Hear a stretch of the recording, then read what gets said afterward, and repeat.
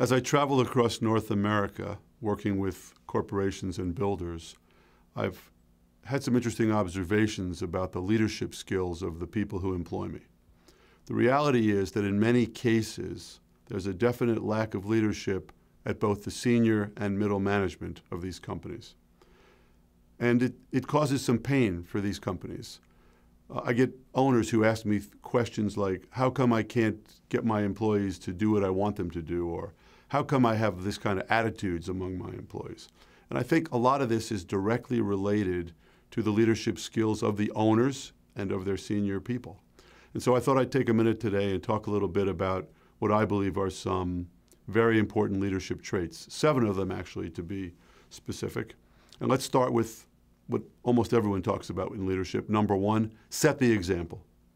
One can't ask for sacrifice if they're unwilling to sacrifice themselves. And this is easy to talk about, but you got to live it. You can't just say it. You can't be the guy who leaves at 5 and expect your employees to stay till 6 and then say, how come those people aren't motivated? Well, they're not motivated because they saw you walk out the door at 5 o'clock. Number 2, whenever possible, explain. Now, not all situations allow for explanation, nor is one automatically required. Still, good leaders understand that everyone responds better to direction when they have an understanding of the reasoning behind a decision or an order or a directive. Number 3, never display uncertainty. Now, this doesn't mean you should pretend to know it all. It means you gather the facts, you get the opinions of your subordinates, your coworkers, your consultants, then you make a decision and you don't waffle.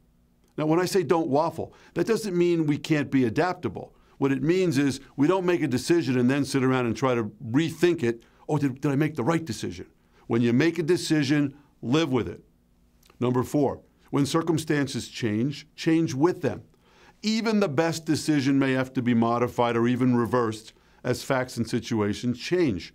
Good leaders recognize a shifting environment and act accordingly. They're not afraid to make appropriate modifications to a strategy or a decision. Now, in the political arena, we hear a lot of negative conversations about flip-flopping. And my argument is this: what's wrong with a person who changes their mind if new facts and circumstances arise?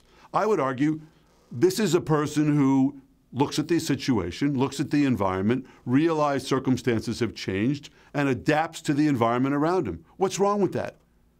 We say people who don't do this are stubborn. Well, shouldn't we say that people who do this are smart? Number 5, be objective. Great leaders understand and acknowledge their own prejudices and preconceptions, and they work diligently to set them aside. You can't be a good leader if you don't acknowledge that everyone makes decisions on where they're coming from.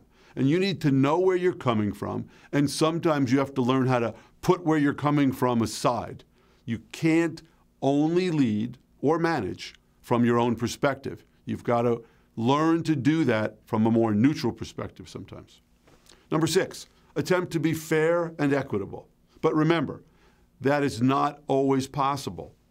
The leader's job is to successfully accomplish the mission, and to do that means putting the right people in the right place.